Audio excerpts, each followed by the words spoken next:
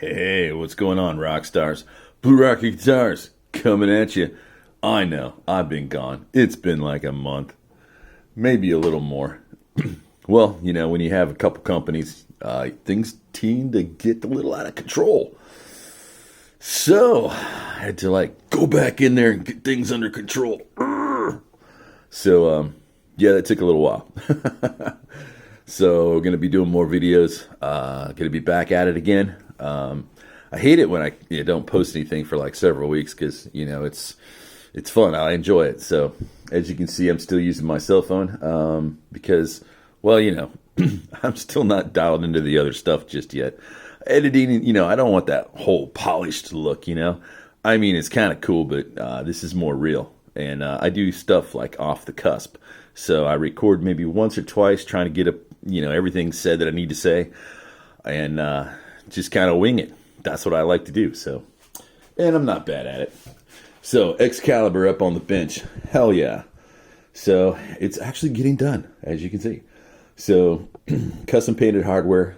Lots of cool stuff coming up with that. But sorry, I shouldn't call it custom painted. I should call it custom coated because it's actually not paint. And it's been a development with me and a friend of mine for about 2 years now. He has a custom coating company. And no, it's not the coatings you think. It's not powder coat. It's not this other coating stuff that's out there. This is a totally unique process.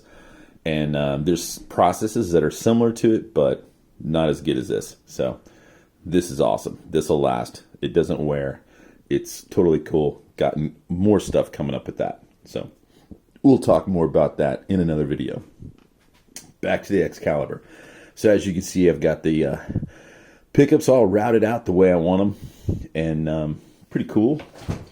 And also got the shape more dialed in, obviously, than it was last time. And then, whoa! Yeah, my electronic cavities. So I'm doing these things that I like to call clear cavities.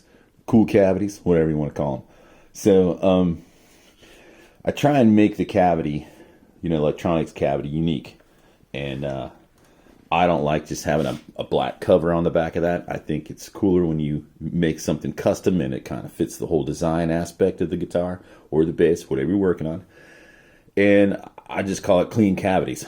So it'll be clean, it'll be custom, it'll be cool. There'll be some things in there that are unique that you don't see in every other cavities out there. I got some ideas. I've done a few already on some of the high-end custom stuff that I've done. And I also want to include that in my production line, this is going to be part of the production line. This is the Excalibur. And my basses are a little more unique, I think, in the fact that I'm not copying anybody else's design. One, I'm not making a Les Paul or a Music Man or a Fender Jazz or a Fender P-Bass. Yeah, no. No, we don't do that here. At Blue Rocket Guitars, everything's unique, everything's custom, everything's one-off. So that's what we like to do. So this is the Excalibur. It's in the production line, which is coming out soon. This is almost done, and it's going to be tested. Road tested. Yeah, baby. That's right. It's going to be beat the hell up. Well, hopefully not beat totally up, but I told the guys to, abuse it. So it's going to be cool, and it's going to be abused. So can't wait. So I thought I went back and forth with neck through or non-neck through. I just have a couple bolts holding this on, by the way. It's not going to look like that. These are it's going to have 6 bolts. This is just, temporary. And my bass necks are, I believe they're a little more unique than some of the other stuff out there just because mine actually go 4.5 inches in.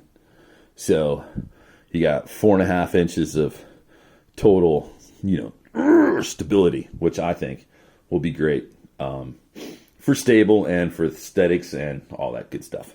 And then my bass necks always have, well, let's see if I can focus this over here a little bit. My bass necks always have what I call a flute right there. And it's scarf joint. See the scarf joint? I always use the scarf joint mainly because I like the angled headstock for stability. I like the angled headstock for tonality. I like angled headstocks. It's just kind of my thing. I've always kind of dug it. And they've always held up better than other headstocks that I've played and have broken, I don't know, lots. Because I'm abusive, man. Let's just put it that way. I'm one of those bass players that beat the hell out of it. So, anyway, I had a flute for strength. Doesn't bother your playing, so my necks are a little different. They're a little thicker. And the back of this is also very unique because it's a little more corded, like a C up here, and then it flattens out to like a half C, I guess is what you would say. So it's radiused, which a lot of people just have one continuous radius. I don't do that. I don't think that that's a good idea. I think it's okay, but for me, nah, has to be unique. And then I use a 16th or 16th and a quarter radius on my fingerboards because I like it, I guess. So, and I find that most other bass players do. So, I don't like to do any compound radius on that because the compound radius is on the back, not on the fingerboard. So, I think it's better that way. But these are just my ideas and my thoughts. You may agree, you may not agree, but don't say it till you play it. Anyway, yeah. So this will have custom hardware. Obviously, it'll have custom pickups, which are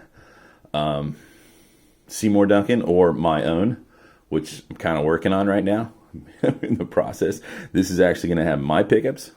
Seymour Duncan's about 6 weeks out right now in the custom shop, which is okay, but I'd have to order a lot in advance. And yeah, I don't really know if everybody's going to like the pickup configuration on this.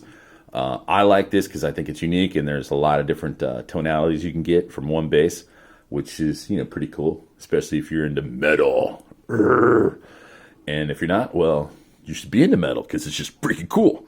So anyway, I think that's about it. I mean, this is kind of where we're at right now. So we're getting this done.